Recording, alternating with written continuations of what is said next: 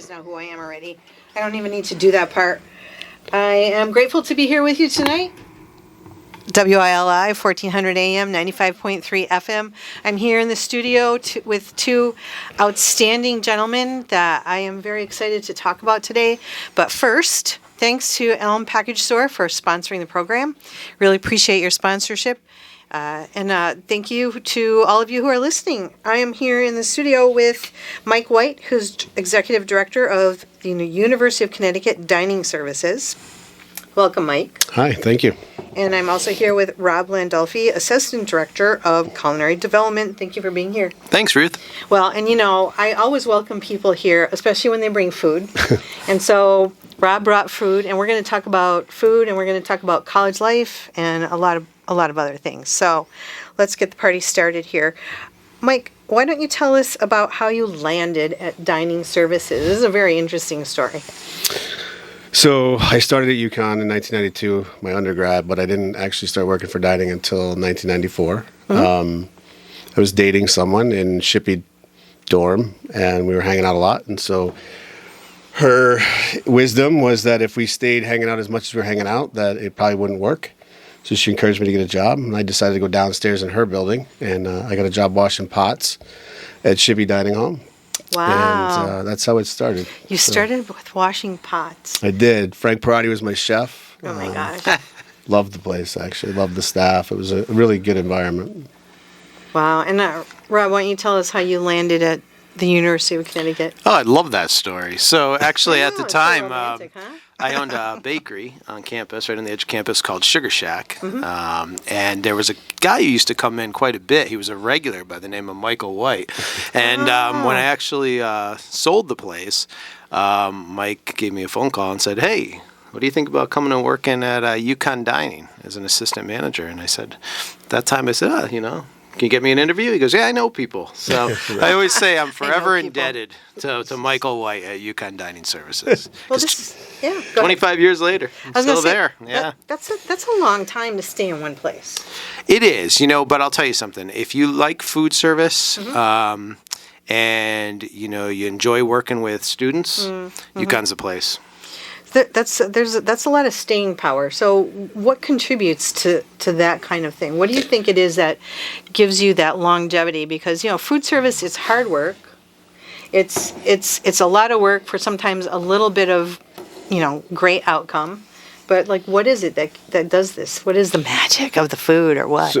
So for me, I know it's going to sound almost cliche, but it's about the people. And the other thing that's really fascinating about the college environment is that every year there's an annual reset. So a couple of years ago, I encouraged my staff to actually take 5 minutes and go outside and watch the move-in process for freshmen.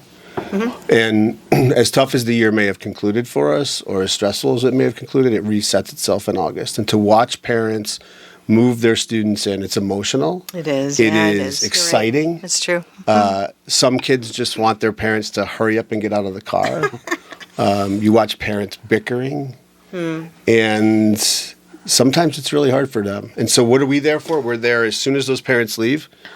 We just become immediately a part of their life. And so for me, that annual reset, because it's the same age group all the time, as old as I am, sometimes I don't really feel that, because that student energy it's always there. Well, it's almost like you swoop in and you become a part of their family. And in many ways you are. I mean, you eat with your family, right?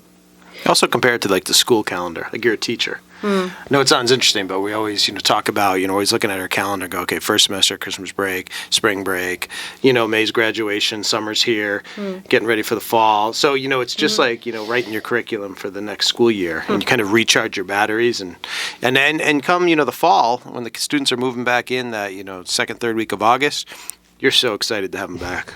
You really are. So many things have changed over the, say, even past a decade.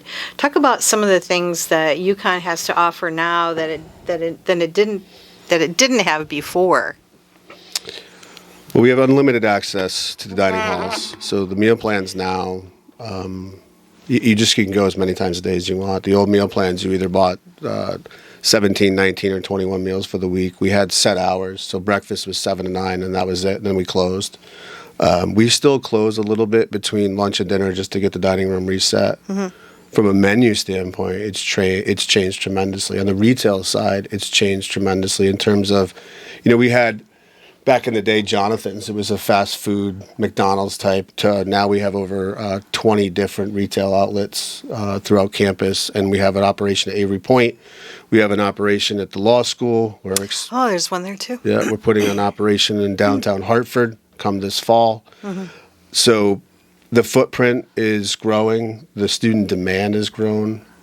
I'll let Rob touch on, allergies have changed incredibly. I bet that's what a world that is, huh? Years. Religious-based diets have changed tremendously. The student population is different in sense of how it's made up and where it's coming from. It's global now at UConn, as where I would say back in the 90s when I was there, we didn't have 3,000, 4,000 students that were attending that were from outside the United States. Also, if you look at the team that, we've put together over the years, 25, 30 years ago, a lot of people who worked in the kitchens, weren't culinary trained, didn't come from the restaurant business, et cetera. Now, just like Mike, like myself, we wanted to go into food service. And many of the people that we hire now are from restaurants from all over the world. These are people who, this is their career. They want to, be chefs. They want to be assistant chefs. And it shows, when you look at our menuing, our menuing is cuisines from, 50 different countries. Oh my gosh, 50. It's quite amazing. Yeah, that's just, I can't imagine that many. It's great. We've got chefs from Vietnam. We've got chefs from Nepal. Where? China. Susie Chang. The list goes on and on and on. And, Puerto Rico, Dominican Republic. So, of course, we tap into their recipes, their skill sets, because, you put, when they prepare food and they put it on the menu, we taste it. We go, oh, yeah, that's spot on. We're putting that recipe in. And that's how we build our recipe repertoire. Well, and that makes the food authentic. It does. It's not like me as a Armenian traditional cook creating something Puerto Rican. It's so different. It probably would still be delicious, but you're right. If somebody was Puerto Rican and tasted it, they'd be like, maybe you could have put a little bit more sofrito in that. Or you didn't cook it in the right pan. You're right, exactly. Whatever it was, It's quite the culture, isn't it? It is. It's fun. Well, I was curious about some of the future plans. Like, what are some of the current things happening, and what are the future plans for things coming up? You mentioned a couple, but feel free to repeat. Yeah, we can go in a little more detail on some of those. So the Times building is the one I would say right now that's the furthest ahead. So we're looking at expanding. There's a kitchen downstairs in the old Times building in Hartford. So UConn Hartford is the students. There's almost 3,000 students there, that's they want significant. They're asking for an option on campus, and this is not an attempt to deter students from going out into the local restaurants, but it's to really bring something directly to them. So we're hoping that for this fall, we'll have this facility open. We would anticipate increasing the staff. I think we're going to need anywhere from 6 to 12 people out there, so that'll help bring some locals. We actually have some people that work in stores that come in from Hartford now on the buses, so this may benefit them directly. Oh, yeah. So that operation will open, and Rob will start working on that menu very soon, actually. We're hoping construction begins in April, so that one's going to head off in the right direction. There's a lot of conversation right now about a dorm at Avery Point, so we're involved in those conversations. We have an operation there that... We have an operation that cannot serve a population of 250 students and residents. So we would look to expand into that facility. The building that these baked goods came from is from the 1950s. That is on our wish list of priorities to get addressed. So we want to build a new commissary warehouse where we can sell more products like this to the public, where we can do some cook chill, where we can do some of our own pre-cuts. So we're looking to expand. We have about 17,000 of what I would describe as unorganized square feet currently. That's a lot of And so we space. want to get up to about 25,000 to 28,000 square feet in a new facility. So we're working on that proposal. That'll require some creative thinking in terms of how we budget that and how we would pay for that. We just opened a new location in the food court in the student union called Sambazon, which is an acai bowl concept. So students right now have been acai bowls have been hot with this generation of students probably for the last 2 or 3 years, and so we're jumping into that now. We are also looking at expanding down to the other end of the student union, hopefully for the fall semester, where we are considering doing a gluten-free halal chicken tender and fries that with a variety of maybe a dozen sauces. That is all we will do out of a couple wraps. Rob's been pushing me to put a couple wraps in. All right, so Gotta have wraps. Very simple, very straightforward. Really hit the demand of what these students are really looking for. Well, and students aren't the only ones who are hungry. Like, so the community is hungry too. And so, as you talk, if people are getting hungry, they're welcome to the table at the University of Connecticut. Right? Yeah, I mean, look, the university is a public institution, so it's available to anyone. So all of our cafes, from the library to the Benton, the Dairy Bar, which many people are very familiar with. Very familiar. Mm-hmm. The food court, which is not exclusively our food court. There are some other private businesses down there, but anybody can walk into the food court and go to those locations. We have a cafe in the Science One building. So we are open. I have one dining hall. We have one dining hall that's doing $2,000 a month in credit card sales from outside guests. So we are available to anybody that wants to come up and have lunch with us or dinner. Good to know. Good to know, because I think sometimes people don't know that. I think that's important to know. Rob, talk about the education and the feeding of the FYE students. Yeah, sure. So, obviously, we're there to service the students, feed the students, breakfast, lunch, dinner, late night, etc. But we're also part of the education process. And we actually have a class called UConn Cook, which is an accredited first-year experience. The class is actually open to freshmen and sophomores. And it's a 2-hour lab every other week for a semester. Nice. And we cover everything in that class. That sounds like fun. It's interesting because, when they first come in, that first class is, breakfast preparation. It's kind of break the ice, and you'd be surprised how many students have never, cracked an egg before. Nice. They've just never cooked for themselves. Matt, have you ever cracked an egg? Several, yes. Okay, all right. He's thrown a couple too. Probably. Okay, yeah. Let's. So you got to get him used to working in a commercial kitchen with large equipment. But we do everything from soup, stocks, sauces, proteins. We do a chef's choice class where we show them how to roll sushi. We do spring rolls. And we work right into the final, and the final is actually an Iron Chef competition where we unveil a protein and give them a whole pantry of grains and produce and say go at it. And by that last class, by that final, you could see their confidence level changed. And I don't allow them to use recipes, and I don't allow them to use their cell phones for that final. So they have to. Really? You have to go with your gut. You can't even phone a friend if you need Can't help? phone a friend. No way. You're so hard. No, hard and they on do people. well. They do well. I think I was sharing a story earlier where I actually received an email years ago from a student who took my class, and that's where he met his wife. They were in the same group. I break them into groups in the class, and they were in the same group together, and they went on to get married. Well, great things happen around food. That's we know always, this, right? always. And Yep. speaking of, so let's unveil these things that you brought into the studio so that people can, so the YouTube, the radio world won't be able to see, so I'll try to describe what it looks like. Yeah.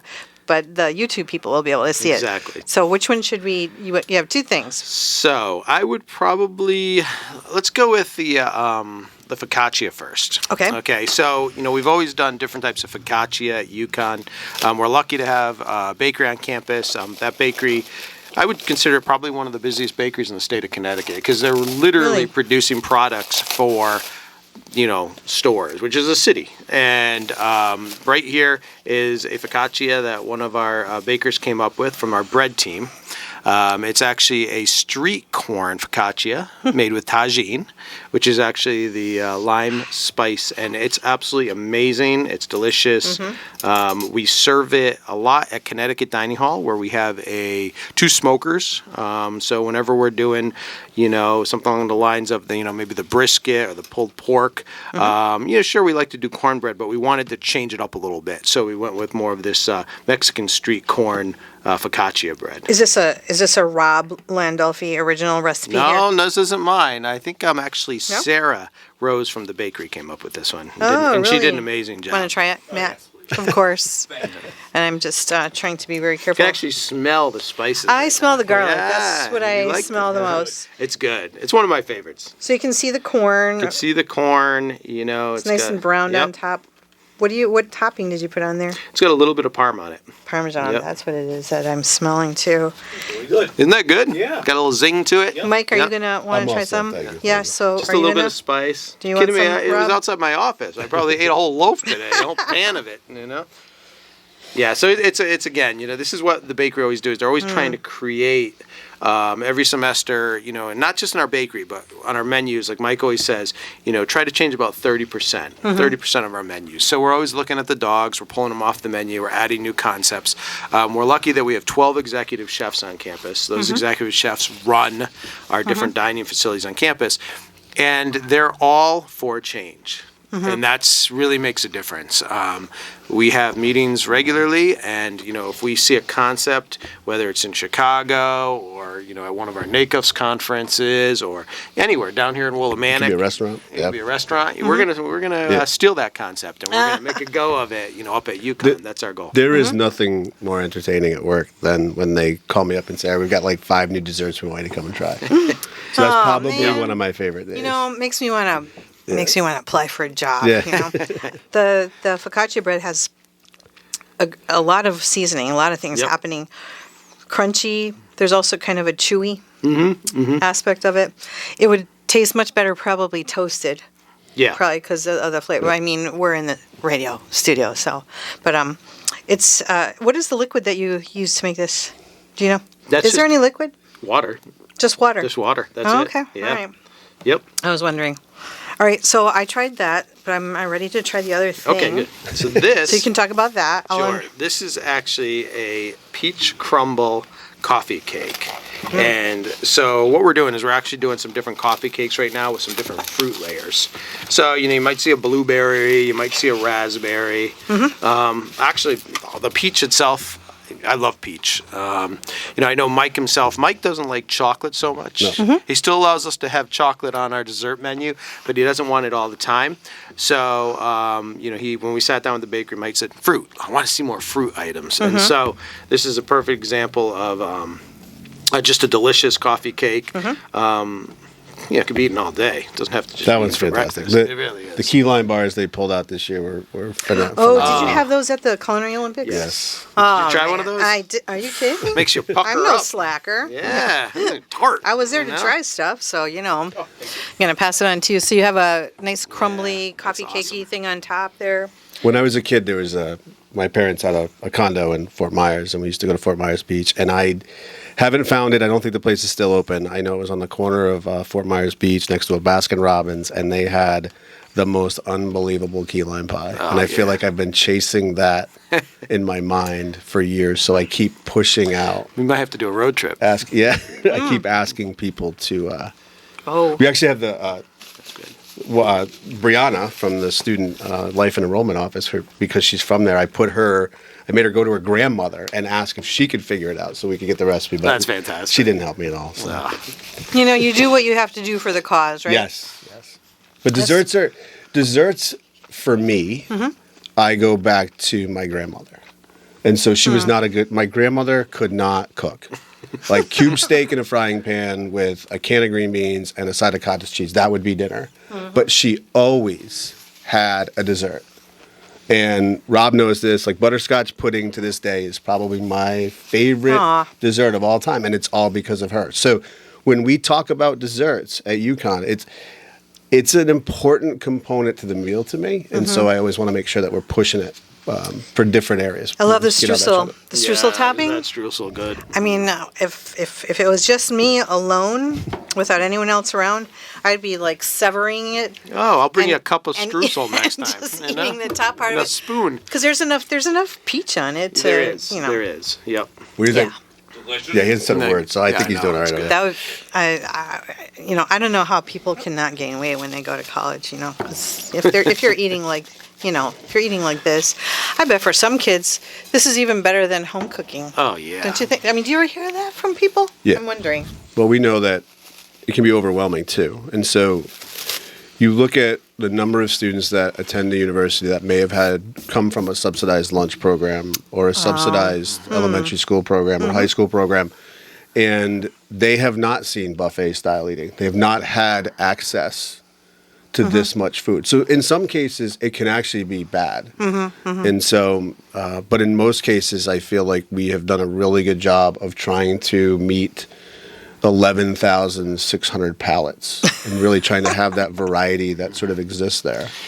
Go ahead. I think what's important to know is that, us at Dining Services too, we're the largest procurer of Connecticut-grown produce in the state of Connecticut. I didn't know that. So, we do a great job not only supporting the local farms, but also businesses that, produce our chicken sausage Longini out of New Haven. When it comes to, local and even regional, like our fish, we use Red's Best out of Boston, and they fish from New Jersey to Maine. And when the fish comes in, it's sides of fish on ice. We pull it out of the coolers on ice, we cut it up, and we serve it to the students. So it's come a long way. It's real food. It's real food, and it's fresh. And Majority of our dairy is coming from Mountain Dairy, right down the street. Well, and UConn is very connected to the community, very much so. So y'all have done a ton of things, and I don't even know half of them. So tell us some of the things that UConn is involved in, like in the Mansfield area, stores, whatever things, places where you all show up with all of your goodwill and good food. I'll start with the food pantry because that's sort of within the last year. That's been an add to the community. Yeah, I don't know about that. So that one's new, and it's new, but we wanted to make sure that we balanced it correctly with the congregational church that has a food pantry, and also balanced it with what the town hall in Mansfield's doing.